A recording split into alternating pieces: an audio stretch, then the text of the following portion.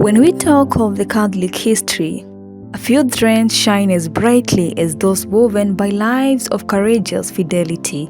One such thread stretches across Europe through the humble hills of northern Italy, where a poor boy named Joseph Sarto would rise to become one of the most reforming popes in modern church history, Pope St. Pius X. Another thread winds through the island of Madagascar, where a noble woman born into privilege and power defied her nation's persecution of Catholics and remained firm in her faith.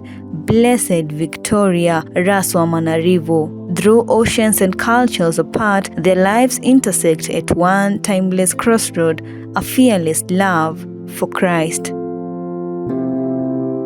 And I know you're probably wondering why the two are celebrated together on this particular day. Well, I'll definitely get to that, but before that, let's talk about the lives of these two amazing saints.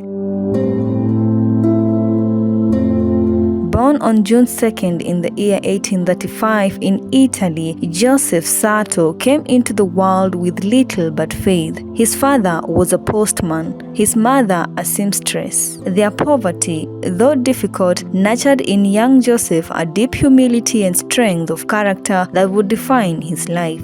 As a child, he would walk miles to school barefoot, saving his shoes from wear. He was known to borrow books and study late into the night by candlelight. Ordained a priest in the year 1858, Father Sarto's pastoral warmth, simplicity, and zeal for the Eucharist quickly made him beloved by the faithful. He served in various roles as a parish priest, seminary doctor, bishop, and finally, Patriarch of Venice. At every step, he chose the path of self-sacrifice, never seeking higher office, but always accepting it as the will of God. In the year 1903, after the death of Pope Leo XIII, Sarto was elected Pope and took the name Pius X.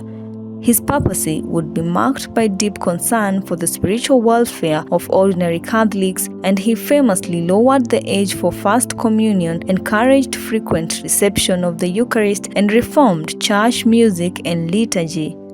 But perhaps his most defining stance was against modernism, which he saw as a dangerous movement diluting church doctrine in favor of subjective interpretation. His words would always be, "I was born poor, I have lived poor, and I wish to die poor."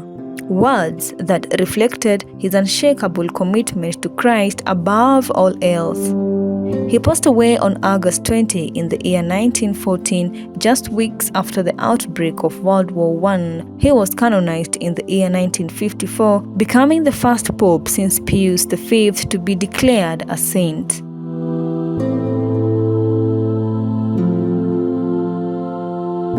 On the other side, thousands of miles from Vatican, on the lush island of Madagascar, a girl named Victoria Rasoamanarivo was born in the year 1848 into a noble family of the Merina people.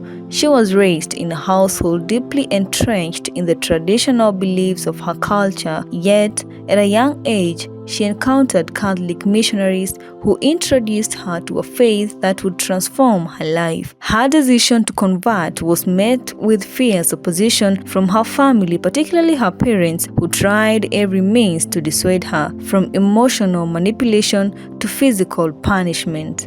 Yet Victoria remained firm. At the age of 15, she was baptized and her path was sealed. Married to a military officer who lived a dissolute and violent life, Victoria endured years of suffering with silent dignity. She prayed for his conversion and cared for him tenderly, even when he publicly humiliated her. After his death, she devoted herself fully to the service of the church and the poor. Her most heroic moment came during the persecution of Catholics in Madagascar from 1883 to 1885, when foreign missionaries were expelled, churches closed, and practicing the faith became a political offense.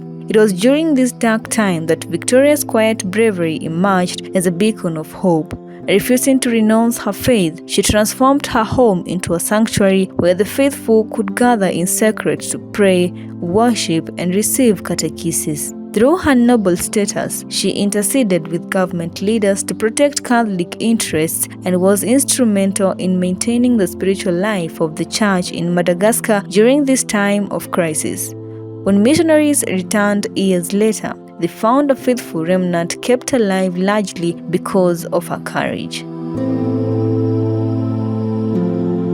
She died in the year 1894 at the age of 46, venerated by her people as a true servant of God. She was beatified by Pope John Paul II in the year 1989 during his apostolic visit to Madagascar.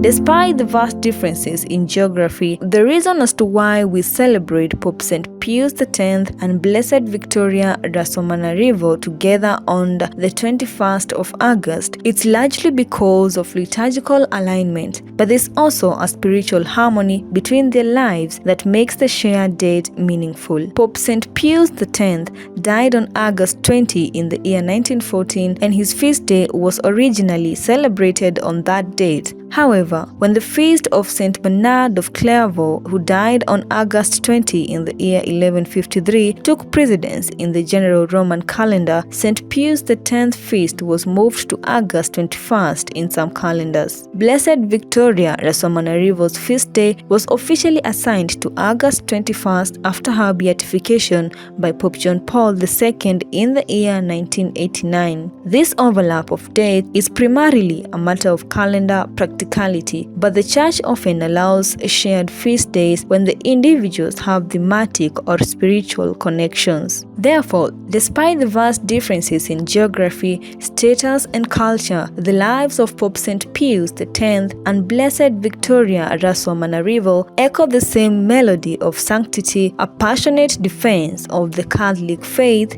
radical humility, and love that both suffering with grace. One reformed the universal church from its highest seat of power, and the other preserved the faith in the face of local extinction. One addressed the eras of theological modernism, the other faced down political and cultural persecution. Both lived out Christ's command to be light in the darkness. Their stories remind us that sainthood is not about position or privilege, it's about the daily, often hidden acts of fidelity to God, whether wearing purple, white, or noble silk, or whether kneeling in St. Peter's Basilica or in Nairobi, Kenya.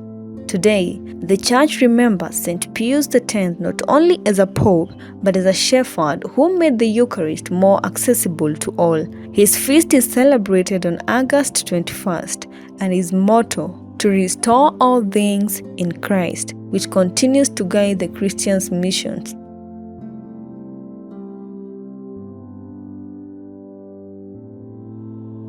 Blessed Victoria Rasoamanarivo remains a beloved symbol of faith in Madagascar. Her cause for canonization continues to advance. She is celebrated on August 21st, the same day as Pius X, a providential alignment that invites us to reflect on the universal nature of the Church and the many ways God raises up saints in every corner of the world. The lives of St. Pius X and Blessed Victoria Rasoamanarivo whisper the same truth, and in their whisper, the Church hears the voice of Christ calling still.